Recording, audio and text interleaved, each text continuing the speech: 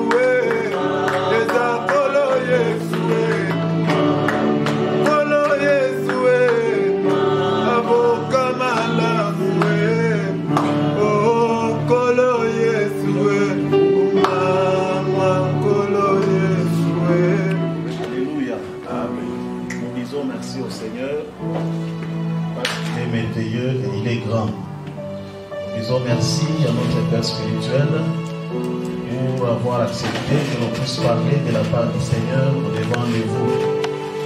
Nous vous disons aussi merci parce que vous êtes là pour écouter les oracles de Dieu. Nous disons que Dieu vous bénisse. Bien-aimés, ce matin, nous allons nous exhorter sur un thème qui s'intitule « La présence de Dieu ». La présence de Dieu, c'est un gain pour tout enfant de Dieu. Dans la vie d'un enfant de Dieu, il faut la présence de Dieu pour l'aider à faire beaucoup de choses, pour l'aider à réussir dans la vie. Lorsque dans la vie d'un enfant de Dieu, il n'y a pas la présence de Dieu, cet enfant de Dieu ne fera rien. Alors, bien-aimés, nous allons dire, la Bible dit que Dieu est esprit. Et comme il est esprit, il veut aussi que nous, qui croyons en lui, nous puissions croire aussi en esprit. C'est pourquoi, comme il est esprit, sa présence est esprit, donc c'est-à-dire sa présence est un mystère pour nous. Pour tout enfant de Dieu, la présence de Dieu c'est un mystère. Alors pour bien vivre dans ce monde, si tu as accepté d'être enfant de Dieu, il faut que la présence de Dieu soit dans ta vie. Et la présence de Dieu dont nous parlons, c'est Jésus qui s'est révélé à nous. Parce qu'il dit dans sa parole, qui a vu le Père m'a vu moi. Donc c'est lui qui a vu Jésus, il a vu Dieu. C'est pourquoi notre Jésus-Christ, il est notre Dieu qui doit être présent dans notre vie. Nous allons lire la parole de Dieu. Nous allons lire dans Marc chapitre 4. Nous commençons à son verset 36 et nous lisons jusqu'au verset 40. La Bible dit ceci. Après avoir envoyé la foule, ils l'amenèrent dans la barque où il se trouvait. Il y avait aussi d'autres barques avec lui. Il s'éleva un grand tourbillon et les flots se jetaient dans la barque au point qu'elle se remplissait déjà. Et lui, il dormait à la poupe sur les coussins. Ils le réveillèrent et lui dirent, « Maître, ne t'inquiètes-tu pas de ce que nous périssons ?» S'étant réveillé, il menaça les vents et dit à la mer, « Silence, tais-toi !» Et le vent cessa et il y eut un grand calme. Puis il leur dit, « Pourquoi avez-vous ainsi peur? Comment n'avez-vous point de foi? » Alléluia. Ici, bien aimé, la Bible nous parle de l'histoire de Jésus-Christ. Un jour, Jésus-Christ était dans une barque avec ses disciples. Alors, lorsqu'il voulait traverser, arrivé à un certain moment, Jésus s'est endormi. Quand il s'est endormi, il y a eu un vent qui a commencé à souffler. Un tourbillon qui a commencé à balloter. Les tourbillons ont commencé à balloter les bateaux. Et les bateaux au point qu'ils se remplissaient déjà comme la Bible nous l'a dit. Alors les disciples qui étaient là, ils ont eu peur qu'ils devaient périr. Ils devaient noyer. Alors avec cette peur-là, ils ont vu qu'il y avait Jésus avec eux, mais Jésus qui dormait. Ils ont réveillé Jésus et Jésus a menacé cette tempête. Il a menacé les tourbillons, il a menacé la mer et la mer s'est tue. C'est-à-dire quoi, bien-aimé? Bien-aimé, ces disciples-là qui étaient avec Jésus, et à la fin, là, Jésus leur dit, où est votre foi? Pourquoi vous avez peur? Bien-aimé, laisse-moi te dire ce matin, quels que soient les tourbillons qui peuvent s'élever dans ta vie, quels que soient les problèmes qui peuvent s'élever, surtout dans ces moments difficiles où nous traversons un moment très difficile dans ces pays, et voire même dans le monde entier, que cela ne puisse pas te donner la peur. Pourquoi? Parce que Jésus-Christ est présent. Si Jésus est présent dans ta vie, n'aie pas peur même s'il dormait. C'est pourquoi Jésus leur dit, pourquoi vous avez peur? Parce que ce n'est pas que quand Jésus dort qu'il n'est pas présent. La présence de Jésus, même quand il dormait, avait un sens. Et ça pouvait sauver ces peuples-là. Mais comme ils ne croyaient pas, comme ils n'avaient pas de foi, c'est ainsi qu'ils ont réveillé Jésus. Et Jésus s'est étonné pour dire, pourquoi vous avez peur? Où est votre foi? Bien aimé, si tu as Jésus dans ta vie, n'aie pas peur. Si tu as Jésus dans ta vie, aie la foi. Et ce qui produit la foi, c'est la parole de Dieu. Si tu as déjà écouté la parole de Dieu, qui te dit que je ne t'abandonnerai point, je ne te délaisserai point, bien aimé, pourquoi avoir peur devant une situation? Pourquoi avoir peur devant une maladie? Pourquoi avoir peur devant un problème compliqué? Parce que Jésus-Christ est là pour te sauver. La présence de Jésus. Lorsque Jésus est présent dans tes affaires, bien aimé, tes affaires vont marcher. Lorsque Jésus est présent dans ta maison, il n'y aura rien qui va te terrasser. Quels que soient les problèmes qui viendront, Jésus-Christ va te sauver toujours. Parce que sa présence nous rassure. La présence de Jésus, c'est une assurance dans la vie d'un chrétien. Alléluia. Lorsque Jésus est présent dans ta vie, c'est une assurance. Parce que la présence de Jésus dans la barque, c'était une véritable assurance pour les disciples. Mais ils ne le croyaient pas. Ils n'avaient pas de foi. Ce n'est pas que quand Jésus ne parle pas dans ta vie, qu'il n'est pas là. Ce n'est pas que quand Jésus ne se révèle pas dans ta vie, qu'il n'est pas là. Le problème est que tu gardes sa présence. Et comment garder la présence de Jésus? La Bible dit Jésus est saint. Et il veut que tous ceux qui veulent s'approcher de lui soient aussi saints. Si tu veux garder la présence de Jésus, sois saint. Parce que c'est ça son caractère. Il est la source de la sainteté. Si tu n'es pas saint, tu n'as pas gardé la présence de Jésus. Si tu veux garder la présence de Jésus, il faut écouter sa parole. Parce que la Bible dit la foi vient de ce qu'on entend. Et ce que l'on entend vient de la parole de Dieu. Alors lorsque tu veux garder Jésus, il faut avoir la foi. Et la foi, tu vas l'avoir lorsque tu écoutes la parole de Dieu. Et lorsque tu lis la Bible, tu vas trouver que cette parole-là même, c'est ça même Jésus. La présence de Jésus, elle est nécessaire, bien-aimé. Regarde cet enfant prodigue. L'enfant prodigue qui était auprès de son père, qui était en train de bénéficier de tous les avantages de leur maison. Un jour, il dit à son père, Père, j'ai grandi. Maintenant, donne-moi ce qui me revient. Donne-moi mon héritage. Je vais aller faire ma vie. Je vais maintenant faire ma vie seul. Alors, comme c'était son droit, le papa n'a pas refusé. Il lui a donné. Et l'enfant a pris ce qu'on lui a donné. La Bible dit qu'il s'est écarté de son papa. Il est allé vivre à un autre endroit. Il est allé vivre seul. Et là où il était parti, la Bible dit qu'il a tout perdu. Il a tout gaspillé. Il a commencé même à travailler dans la porcherie. Il a commencé à manger même les histoires des porcs. Pourquoi? Parce qu'il était en absence avec son père. La présence de son père n'était pas là. Il s'était égaré de la présence de son père. Bien-aimé dans le Seigneur, lorsque tu t'égares de la présence de Jésus, tu vas perdre beaucoup de choses. Quelles que soient les choses que tu peux avoir, quelles que soient les choses que tu as, mais si la présence de Dieu n'est pas avec toi, tu vas tout perdre. Cet enfant avait perdu parce qu'il n'y avait plus la présence de son père. Il était parti loin de son père. La présence de Jésus est nécessaire dans la vie d'un chrétien. Lorsque tu es en train de travailler, il faut la présence de Jésus dans ton travail. Quand il y a la présence de Jésus dans ton travail, Jésus va sécuriser ton travail. Jésus va t'aider en toutes choses. Quelles que soient les complications qui peuvent arriver, la présence de Jésus va faire quelque chose. Lorsque tu fais des affaires, il faut que la présence de Jésus soit avec toi. Regarde cet enfant, il avait eu tout son héritage. Mais comme Jésus n'était plus présent, comme il s'était égaré de la présence de Jésus, il avait tout perdu. Et la finalité, il avait bien pensé, il faut que je revienne devant mon Père. Bien-aimé, s'il n'y a plus la présence de Dieu dans ta vie, reviens à Dieu. Parce qu'il dit dans sa parole, revenez à moi et moi je reviendrai vers vous. Bien-aimé, notre Dieu est compatissant. Notre Dieu est merveilleux. Il nous aime beaucoup. À cause de son amour, il ne veut pas que nous puissions nous perdre. C'est pourquoi il veut que nous soyons toujours à ses côtés. Parce qu'il dit dans sa parole, sans moi, vous ne pouvez rien faire. Qui peut faire quelque chose sans Dieu? Qui peut faire quelque chose sans Jésus? Parce que Jésus lui-même dit, tout ce que vous demanderez à mon nom, je le ferai afin que le Père soit glorifié dans les Fils. Alors qu'est-ce que toi tu vas demander en dehors de Jésus? Ce que je te demande ce matin, bien-aimé, et que tu sois que la présence de Jésus entre dans ta vie. Si tu as déjà perdu la présence de Jésus, accepte de rentrer vers Jésus. Jésus est saint. Et il veut que tous ceux qui veulent s'approcher de lui soient aussi saints. Jésus, c'est la parole. Et c'est la parole qui va créer la foi en toi. Si tu n'as pas de foi, si tu ne crois plus, bien-aimé, laisse-moi te dire, il n'y a que Jésus qui peut donner la vie. Quels que soient les noms des maladies, quels que soient les noms des problèmes, la Bible nous dit qu'il a reçu le nom qui est au-dessus de tout nom. Alors il n'y a aucun autre nom qui peut nous terroriser.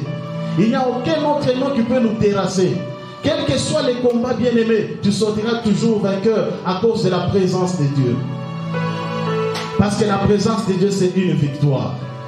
La présence de Dieu, c'est une victoire, bien-aimée. Lorsque les enfants d'Israël étaient au front, avec l'arche de l'Alliance, la présence de l'arche, c'était une victoire pour le peuple d'Israël. Laisse-moi te dire que la présence de Dieu, c'est une assurance pour ta vie. La présence de Dieu, c'est une force pour ta vie. La Bible dit que les malheurs atteignent souvent le juste, mais l'Éternel l'en délivre toujours. Pourquoi il l'en délivre? Parce qu'il est présent. Tu peux croire que Jésus n'est pas là. Tu peux croire que Jésus dort parce que tu ne fais plus de rêves, parce que tu ne vois plus rien et tu penses que Jésus n'est pas là. Bien-aimé, si tu regardes ton état d'âme, tu regardes ta position devant Dieu, tu ne te reproches de rien, sache que Jésus est présent dans ta vie. Quel que soit ce qui peut t'arriver, aie courage, continue, persévère. La vie appartient à ceux qui persévèrent. La vie n'est pas pour les lâches. Parce qu'il n'y aura pas toujours de roses sur la terre. Il y a aussi des ronces. Il y a des étapes que l'homme est en train de traverser. Que cela ne t'effraie pas, bien-aimé. Parce que la présence de Dieu est avec toi. Lorsque la présence de Dieu est avec toi, tu vas franchir tous les obstacles. Et c'est là dans le nom de Jésus-Christ. Ce matin, je t'exhorte, bien-aimé, dans le nom puissant de Jésus-Christ, que la présence de Dieu, c'est une victoire pour les enfants de Dieu. Dans ton travail, invite la présence de Dieu. Dans tes affaires, invite la présence de Dieu. Dans ta santé, invite la présence de Dieu. Que la présence de Dieu soit permanente dans ta vie. Par ta manière de te comporter. Que ces moments que les pays sont en train de traverser ne te distraient pas. Sois ce que tu dois être comme enfant de Dieu. Ne sois pas comme tout le monde. Garde la présence de Dieu et tu verras la main de Dieu. Que Dieu te bénisse et qu'il bénisse sa parole au nom de Jésus-Christ. Amen.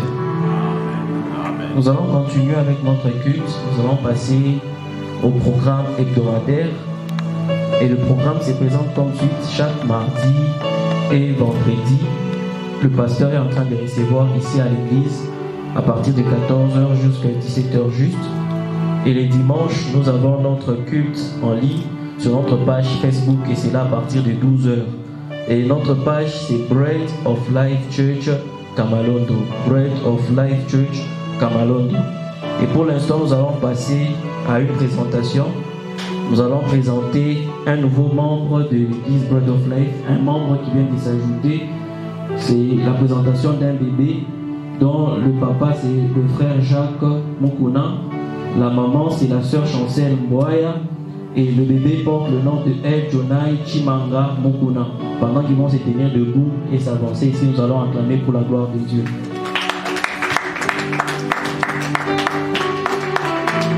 Alléluia. Nous bénissons Dieu. C'est un moment de joie pour nous. L'ajout de l'effectif membre de notre Église. Nous sommes dans la joie de recevoir dans la maison de Dieu l'enfant du serviteur de Dieu, Jacques, maman Chancel. Le bébé, j'aimerais lire les noms parce que le bébé ces derniers temps ont des noms compliqués. Le bébé s'appelle El Jonai Chimanga Mukuna. Amen. Nous sommes dans la joie.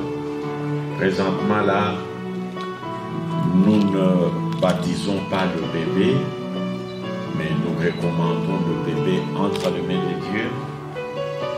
Que le Seigneur seul puisse être le gardien et le protecteur du bébé sur la terre, là où le bébé est venu, là où tu l'as envoyé. Il y a beaucoup de problèmes. Mais c'est Dieu qui l'a envoyé.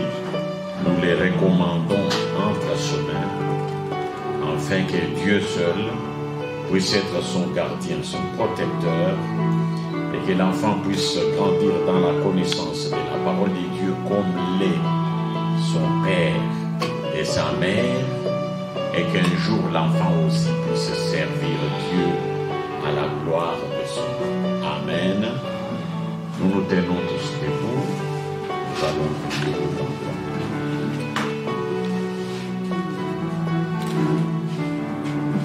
Nous fermons nos yeux et nous prions pour l'enfant. Prions. Tendre Père, nous te bénissons. Dieu, nous te rendons grâce. Nous t'élevons au-dessus de tout nom pour des choses que tu sais faire au milieu de nous qui dépassent l'entendement humain. Nous te bénissons parce que tu as bien voulu associer mon frère Jacques et mon agence dans la création. Et nous voyons ce bébé qui t'appartient, que nous te recommandons entre toi mains. Afin que toi, Dieu, tu puisses grandir cet enfant dans la connaissance de ta parole. Grand Père, nous te disons infiniment merci. Notre joie est immense. Il t'a plu dans ta souveraineté que tu puisses envoyer l'enfant Chimanga sur la terre des hommes. C'est que nous te demandons, Père, que tu puisses être son gardien, son protecteur. Combattre pour l'enfant, l'amener à grandir dans la connaissance de ta parole, mettre les nécessaires dans leur maison pour que cet enfant puisse être bien nourri et au moment opportun être scolarisé, le protégeant contre toute forme d'intempérie et contre toute manœuvre sordide du diable. Nous profitons aux mêmes instants pour prier tous les foyers qui ont besoin de cette fertilité, que tu puisses leur accorder à la gloire de ton nom. Que ton amour domine jamais, notre joie est grande et immense. Béni soit ton nom en tout, pour notre Fils Jésus-Christ. Amen.